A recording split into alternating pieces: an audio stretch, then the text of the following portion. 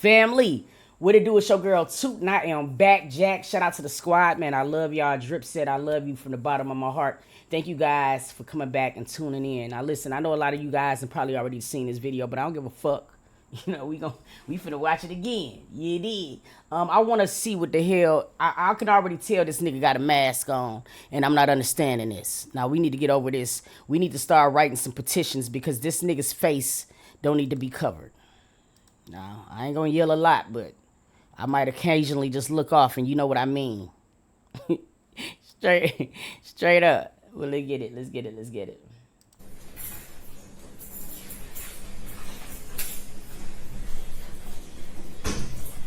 You know,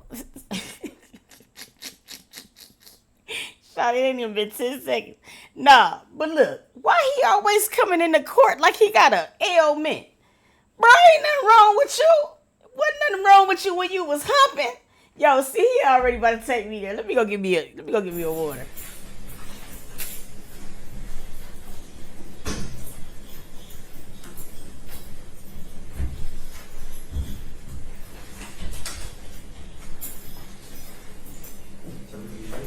Yes, Judge.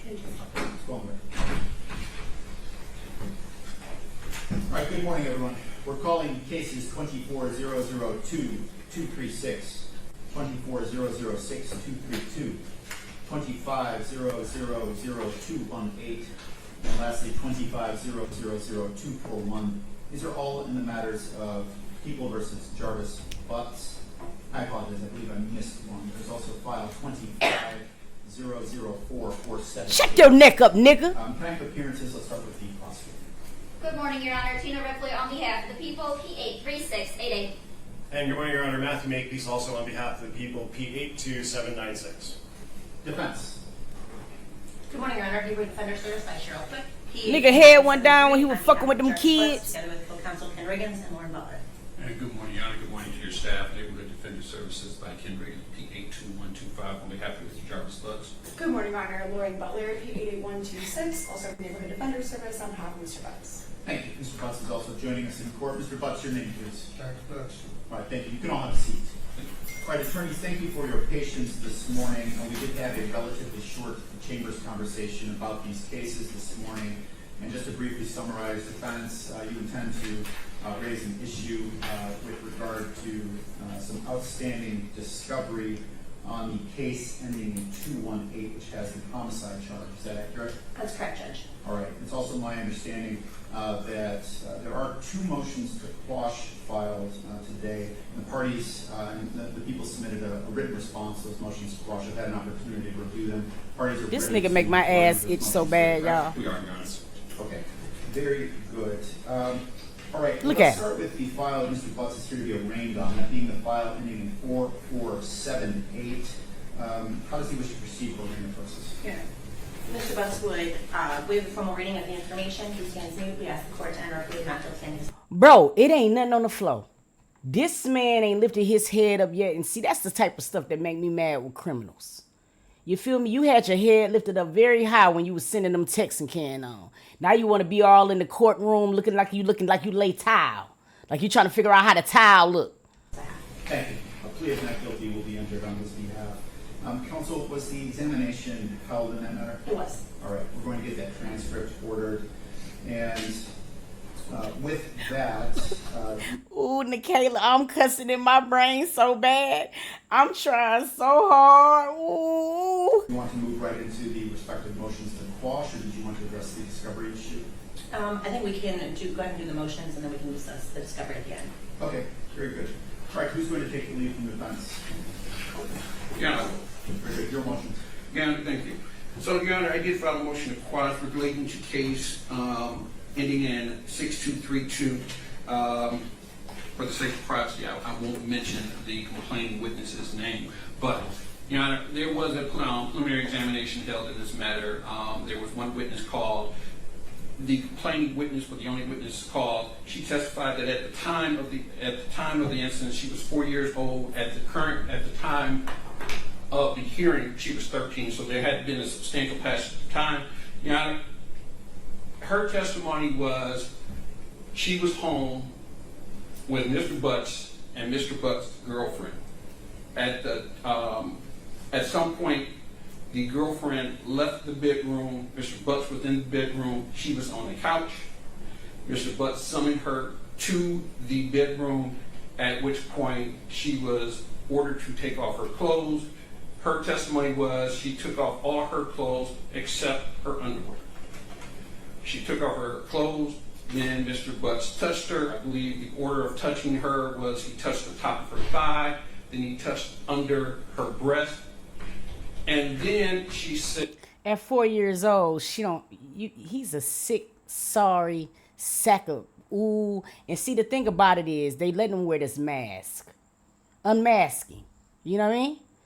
Unmasking. You know, bring your face. This is how people can't recognize me. Unmasking. He touched her where she peeked. Okay.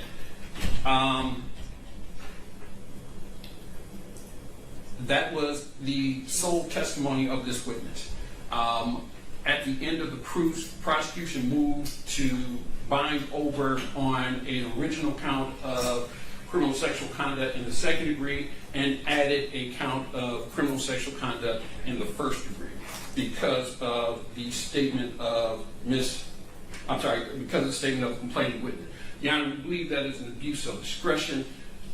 The only thing that we have on the record is she said she touched where she uses the restroom, and the only clarification we had was she said this is where she pees from, or she urines from, excuse me, those were her words. From that, we had the prosecution postulating that meant that there was some penetration, except there was no penetration. He said that this man right here, he's just as aggravating. I think we need to pull this background too. This person who's like defending this man. Listen, she said, and the words was touched. Touch can fall up under any type of umbrella. You know what I mean? It don't necessarily got to be penetration to touch. That's how they start, with the touch. Mentioned there was no penetration discussed. We know from case law, for a CSC 1 to happen, there has to be some form of penetration, even the slightest. A finger could be penetration. Thicky. You know what I mean?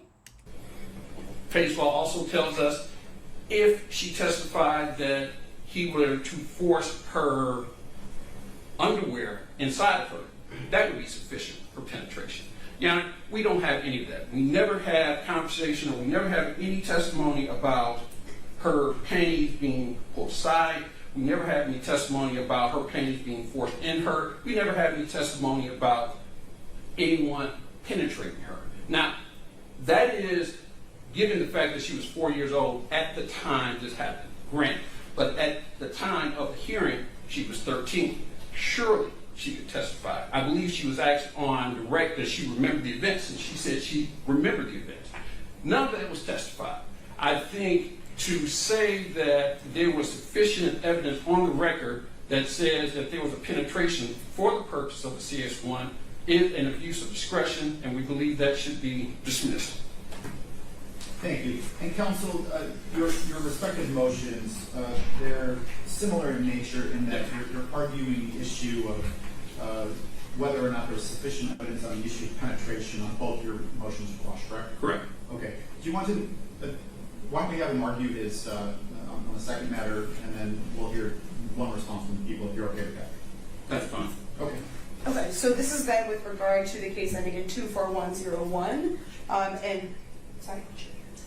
Okay, and this is Lauren Butler, P88126 again. Thank you. So first, to overview the facts from that case, I want to emphasize that this is only with regard to one of the two instances described. The complainant described two instances, but only one of them has been charged as first degree. And I am only arguing in regard to that and that particular charge. So at the preliminary exam for that instance that was described, the testimony included wearing panties. So again, that is similar. She never described those being removed.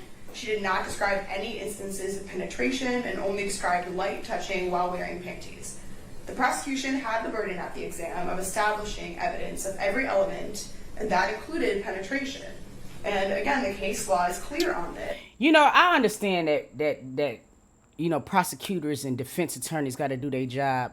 But I just don't understand, as being a woman, how you can look at some of the stuff that's said about your client and feel 100% confident to represent him. See, all of this go out the window if it was her daughter that was in the bed being penetrated. I don't care. Panties to the side, panties off. I don't care.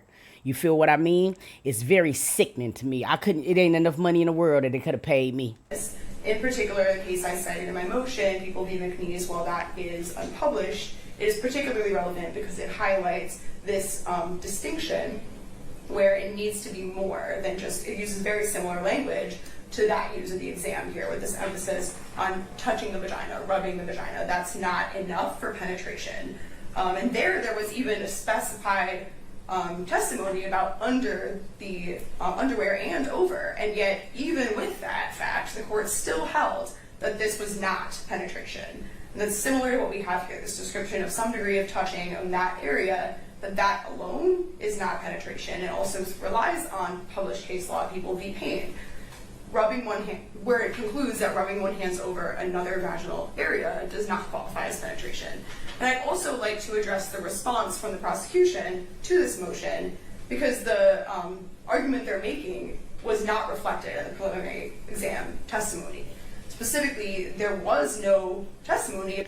You know, I don't understand this part, because this man was laying in the bed with his whole grown-ass woman, right? Summoned his own daughter to come in there and rather touch her than your own grown-ass woman.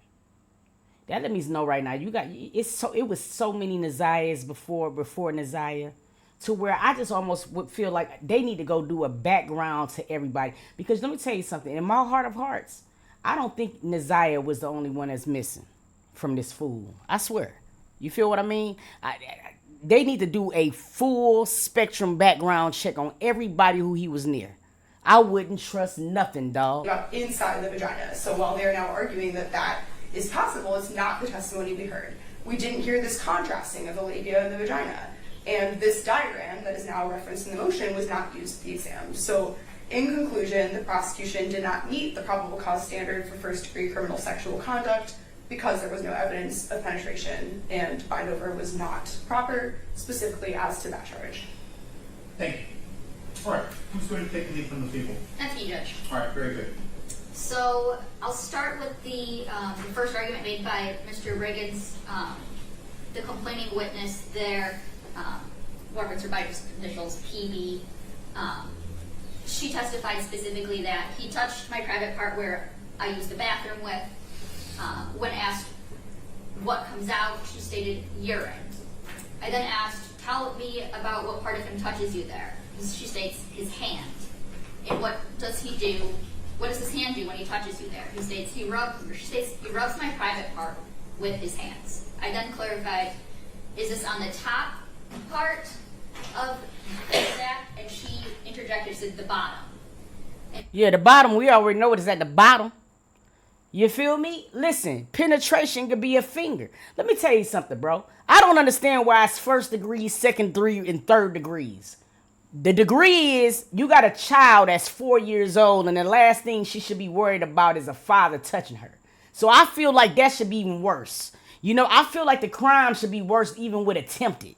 Because, bro, if you attempted, you a sick fool. You're going to do it later. Lock him up now. And I said, would that be where the pee comes out? She says, I clarified, is that a yes? So in summary, she testifies she's rubbing the bottom part of her private part where the pee comes out. Your Honor, in a motion to quash, this is the highest deference to the reviewing magistrate in this case. It requires an abuse of discretion, which is most deference to the district court. Penetration requires any sort of intrusion, however slight. Just look at him. And we use the term genital opening rather than vagina, so that penetration of that labia majora is sufficient to establish penetration or criminal sexual conduct in the first degree.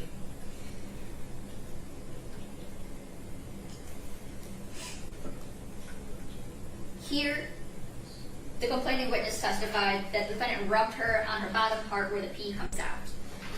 When we think about basic anatomy, we know that pee or urine for women comes through the urethral opening. There's a lot of, biological anatomy down there.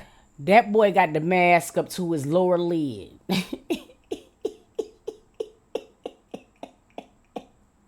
He got it mad. Yo, bro. He got it mad up to his lower. He can't even blink right. That's why he looking down like that. Cause he need, man, let me tell you something. If I was the judge, I would make him take it off. COVID over. Take it off. See, in my courtroom, it'd be different rules. But we know that the urethral opening is an internal structure that's beyond both the Look, he got some of the mask on his eye. Look when he blink, y'all. Look. anatomy down there. But we know that the urethral opening is an internal structure. You see the mask?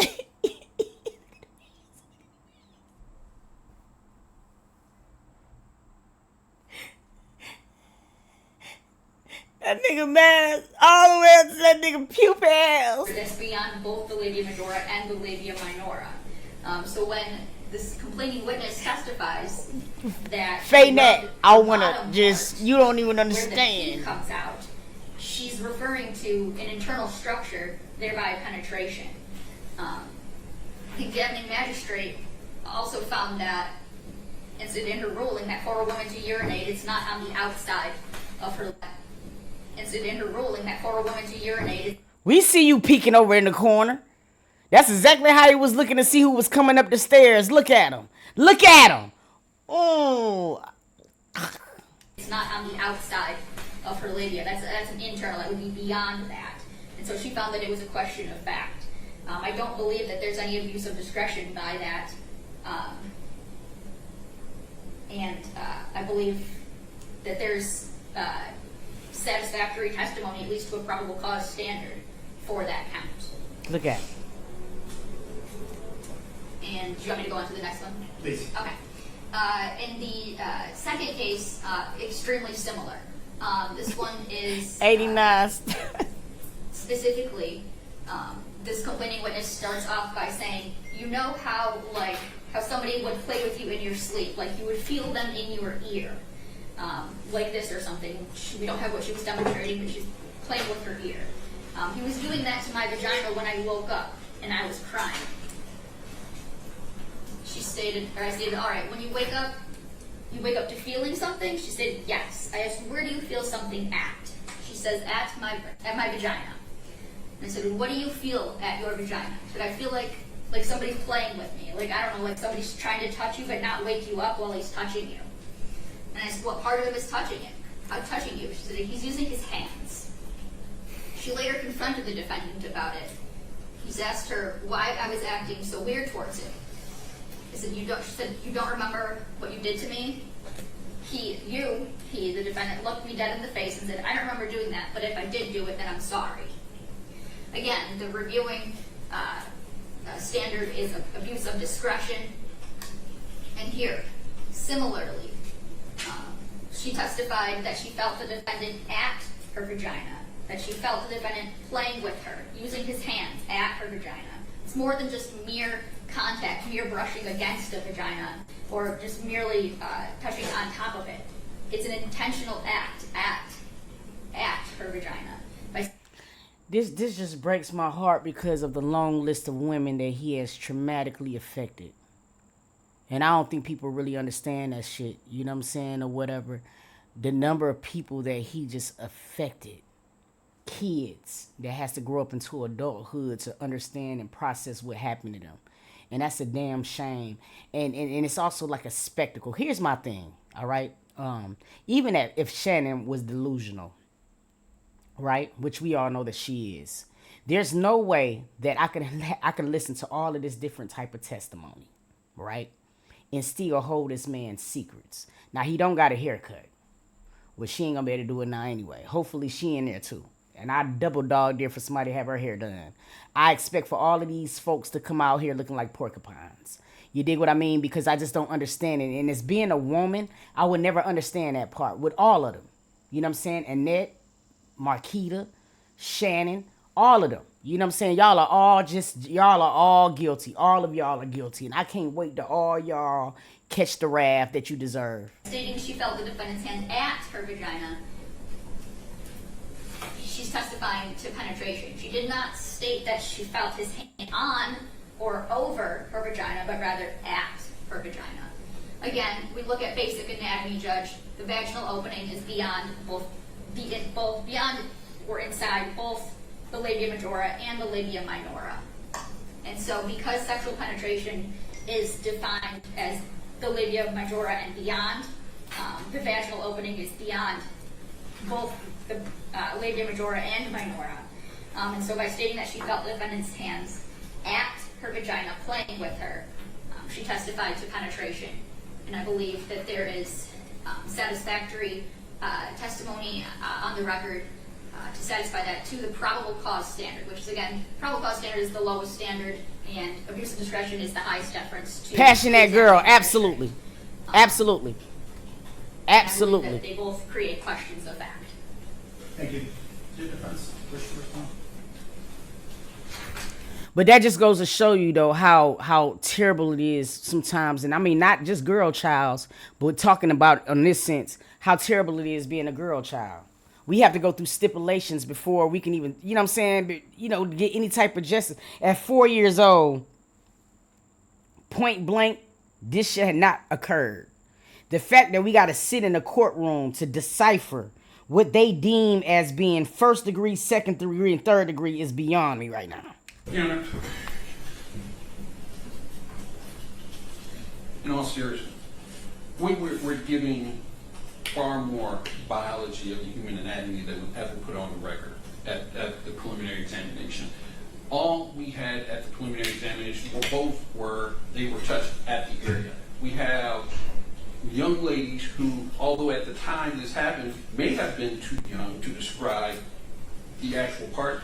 At the time of the preliminary examination, surely they could have said, he touched me on the inside. He forced my panties aside. He touched me on the inside. And in either case, was that testimony ascertained, that testimony was given, that question was asked by either people. So here, all we have is hyperbole. This is what the complaining myth... I got your hyperbole. Hyperbole head ass boy. You feel what I'm saying? I can't stand fools like him. I don't care what you getting paid or ain't getting paid. The thing about this, bro, I don't even understand why. Did you ask your client why was he touching a 4-year-old? Damn, or how he pulled the underwear to the side and what he did. Ask him why he keep touching women. Ask him why you got to keep defending so many females and kids. Hyperbole. I got your man. This is must have meant when they said that. Yeah, and I think that is a far reach, and I think surely that is an abuse of discretion to just simply say they must have meant there was internal penetration. That is an element the prosecution has to prove in each and every case when they charge a CST in the first degree. In neither case was that proven, was that ascertained. We just have speculation, and to put those charges in front of a jury would simply be wrong, Your Honor. So we're asking you to grant both motions to quash. All right, thank you. Do you wish to respond? Judge, I would just reiterate what he is already saying. I think in my case in particular, there's this emphasis on the word at.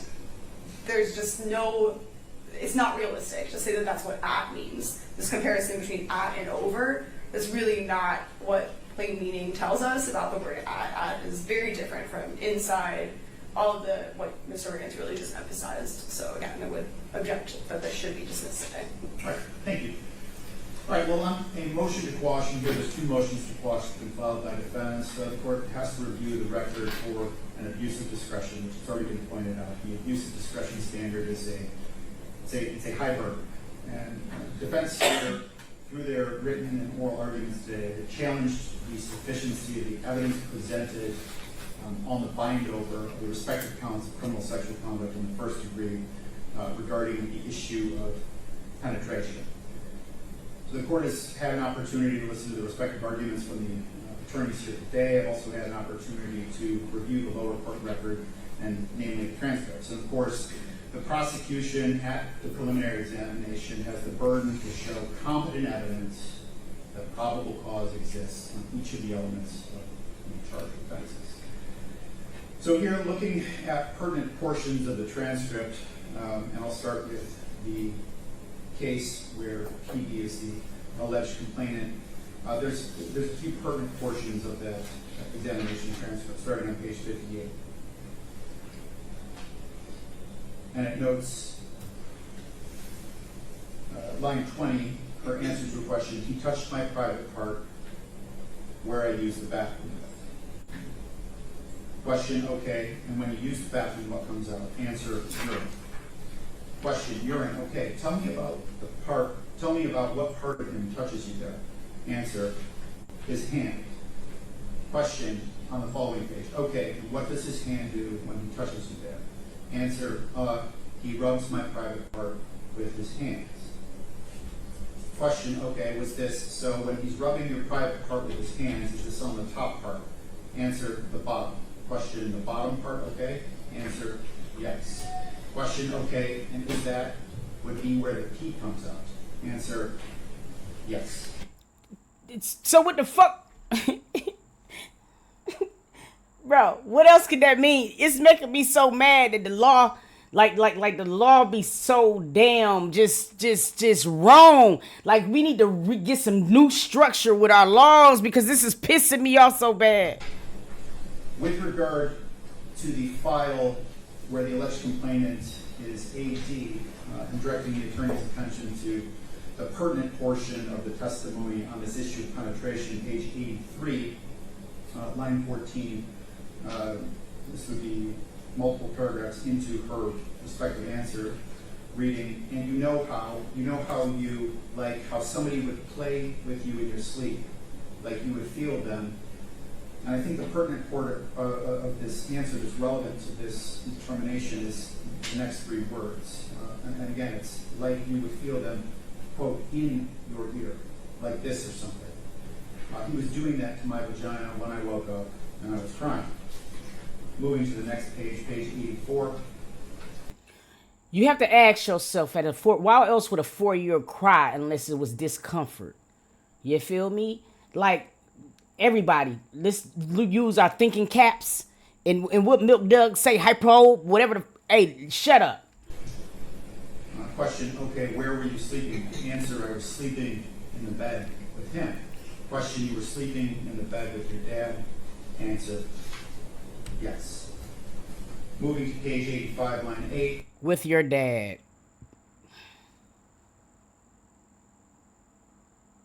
With your dad. Question, all right, and when you wake up, you kind of wake up to feeling something. Answer, yes. And where do you feel something at? Answer, my vagina.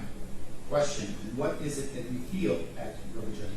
Answer, I feel like somebody playing with me. Like, I don't know, like somebody like trying to touch you, but trying not to wake you up while I'm touching you. Question, okay, and do you know what part of him he is using to touch you? Answer, he's using his hands. So sexual penetration is defined, and that's defined under 75052-0AR, sexual intercourse, cunnilingus, fellatio, anal intercourse, or any other intrusion, however slight. Exactly. A finger, a tongue, an object, anything could cross that line, period. I don't understand why all of these folks that I'm pretty sure they got some in their lifetime is acting like this. They don't understand what that means. I'm pretty sure everybody in this courtroom has let me just Any part of a person's body or of any object into the genital or anal openings of another person's body, but emission of semen is not required. And here, based upon my review of the lower court's record and testimony utilized in making the final decision, I think based upon the testimony that I just read in the record verbatim, the examining judge did not use her discretion in binding over on respective counts of criminal sexual conduct in the first degree. I think there was sufficient evidence presented on each of the elements, and specifically the elements of penetration in both files, to uphold the bind over, and attorneys are going to respectfully deny the motion to squash. All right. So attorneys, we have a couple of other issues to discuss. In defense, would you like to get into the discovery issue that Sure, Judge. noted earlier. I'm going to take some of that. So one of the largest pieces of evidence is the CSLI that was used at the preliminary examination, which the prosecutor posits puts Mr. Butts at the scene of where certain pieces of evidence were located. And so we're clear, counsel, you are moving into the file ending in 218, correct? Yes. Okay, thank you. Apologize. Thank you. That's okay.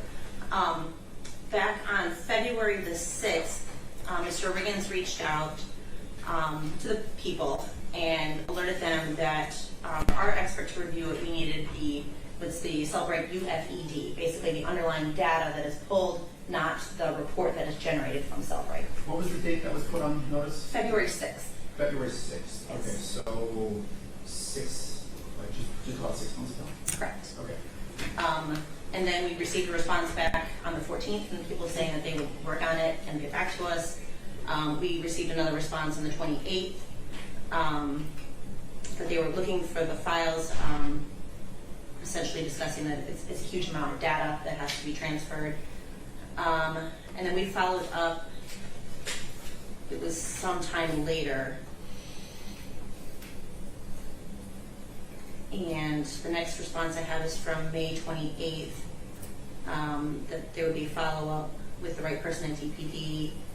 They would get I don't know. I think we need to check Milk Dud's daughters and nieces, and I don't like how he look no more. The tie off with the suit, something ain't right. back to us. So we've been in communication with the people about this for this entire time. There's no surprise that we've been asking for it. And the response has generally been either that the DPD has it and they're working on transferring it, or that it's taking a really long time to do because the data is so great. They have to basically go through they would take it from a hard drive onto another thing that can be transferred, put it on ours, and then they can send it to us. And as of this morning, we still don't have it. We are less than 2 months out now from trial, and given this is a huge amount of data, we have to have our expert look at it. We are very concerned that we don't have it yet. Understood. So we do have trial set in that Miss file. Kiss, I got Kiss. set for October 6th, so we're just north of 2 months by my math. So Mr. Makepeace, did you wish to respond from the people's perspective? Why has this taken so long when it was put on your notice 6 months ago? Yes, Judge. No, I'm not disputing the dates or the emails that Ms. Quick referenced and the responses. There was a period of time where All I know is Shawty right there. Shawty right there. She ready to take straight. She ready to abuse her badge and everything. You can tell she is pissed off, Jack. And I couldn't be her. I couldn't be her, man.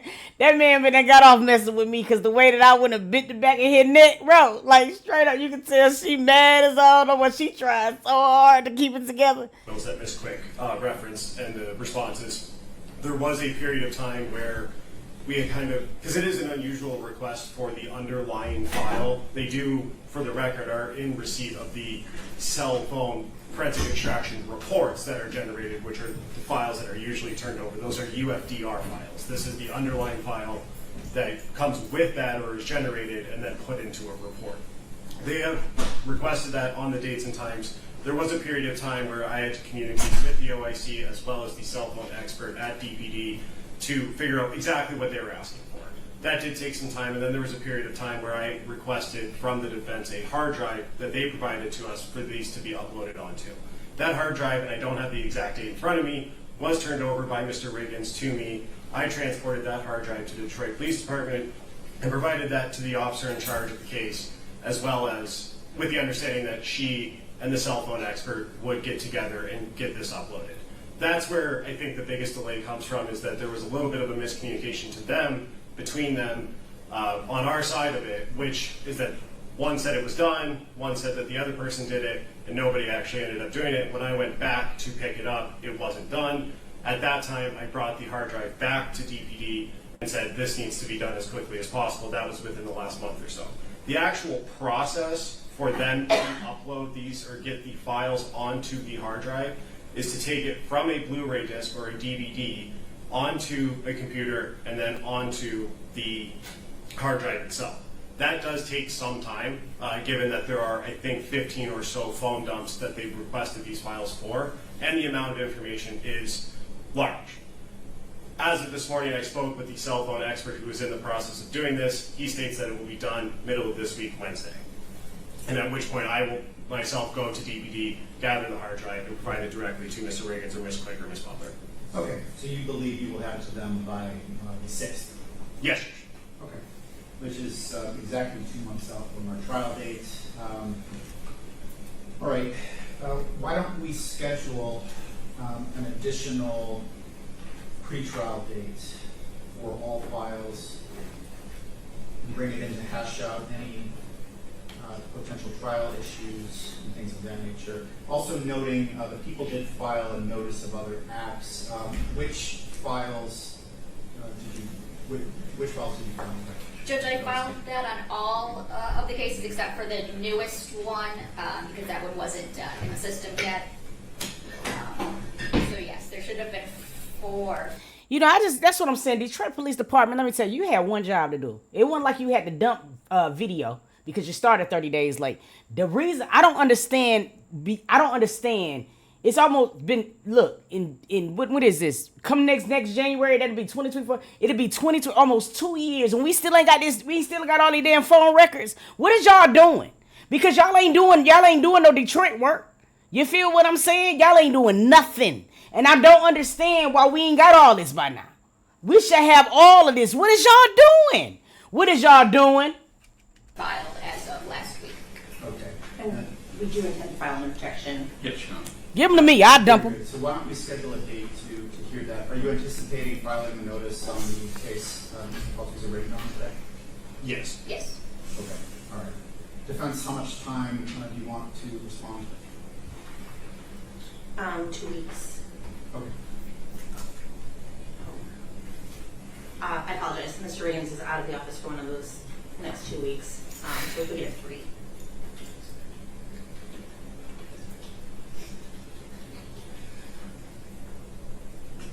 Why don't you come back on Friday, September the 5th? Judge, I'm off that day. Back the next Monday, though. Is this something, Ms. Ripley, that you would be able to handle in Mr. McPeace's absence? If not, I can find another date. It is, Judge, but I'm going to be in a 2-defendant homicide trial that starts on the 2nd. And it's in Judge. Y'all ain't got nobody else? Like this. Yo, bro. First of all, we've already been waiting a year. You know, I'm getting sick of it. Can't somebody else handle the homicide? We need to get justice now. All of this pushback shit is starting to piss me off. You feel what I mean? Like, that serious. I don't get it. By the time these folks do anything, these kids be 42 years old. Q6, so I anticipate it going on Friday. Okay, understood. What if we come back on Friday, September 12th, mid-morning? If we could come after my exam, that would be good for me. The 12th is not a good day. 12th is not a good day. I could do the 11th. That was Ms. good. Ripley on the 11th? I'm going to be in that 2-defendant homicide. Is it the 15th or the 16th? I know that's... How dare y'all come on that girl's birthday? September 16th is Nazia's birthday. Fuck y'all. You feel what I'm... This cutting close. We're starting to cut close. But... I think we could do the How about Tuesday the 16th? Does that work for everyone's calendars? Seems to work. Yep, that works. All right. Okay. We'll come back Tuesday, September 16th to listen to argument on the other acts notice that the people have filed. Let's set that hearing at 10 a.m. All right. Were there any additional issues that needed to be talked about or addressed from the people's perspective for today? Judge, no. Even on this girl birthday coming up this year, it has to be shared with this fool. You feel me? It got to be shared with this fool. It pisses me off. Like, No additional issues, as I would in any case. I would just place on the record an invitation for defense counsel to come to our office to go through both paper and digital files to make sure that there are no other surprises. Just placing it on the record, Ms. Quick, Mr. Riggins can communicate with me to set that up. Absolutely. And as noted in Chambers, when we set our October trial date, it was far off into the future. It was far off into the future with the, of course, the intent that all parties would make sure that they're doing everything possible to make sure that this case, or cases, that the trial is ready for October the 6th. So, at this point, we've got our trial date, October 6th, and we'll see you for pre-trial date, again, Tuesday, September 6th at 10. Were there additional issues that the defense needed to address for today's record? I don't believe so, Your Honor. All right, very good. I thank you all for your time and your patience today. Thank you, Judge. Conclude our record. Thank you. Thank you. Thank you.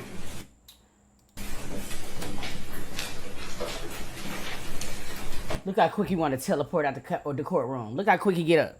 That's the most you seen him move the whole trial besides his eyes blinking. Look at him. Thank you. Thank you.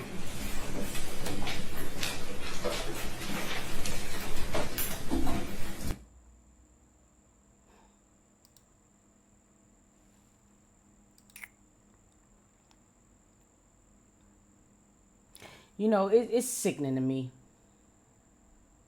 It's so sickening to me how just so many things just get overlooked and shit like this, man. But what's really sickening to me is that the fact that some of us women, children, you know, even in death, we don't get no type of vindication. You know what I mean? Like at all. Oh, this is so sad. Hey, y'all, hold on. Just hold on for a